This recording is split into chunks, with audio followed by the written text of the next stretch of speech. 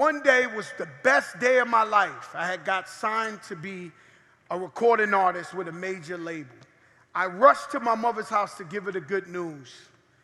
And when I seen her, she was in tears, she was depressed, and I was like, yo, Ma, I got signed. And she was like, Joe, I got bad news. I was just a kid too, I was maybe 19. She looked at me and said, Joe, they just told me I was diagnosed with cancer. So I look at my mother and I say, yo, Ma, they tell you got cancer? She was like, yeah, they say I got throat cancer, it's really, really bad. So I go to the doctor with her the next day. So I speak to the doctor says, look, there's really no chance for your mother.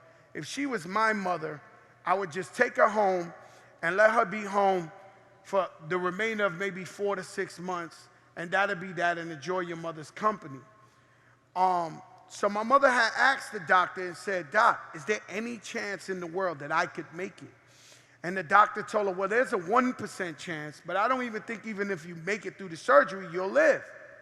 So my mother looked at me, she started crying and smiling, and she said, Joey, I believe I'm the 1%.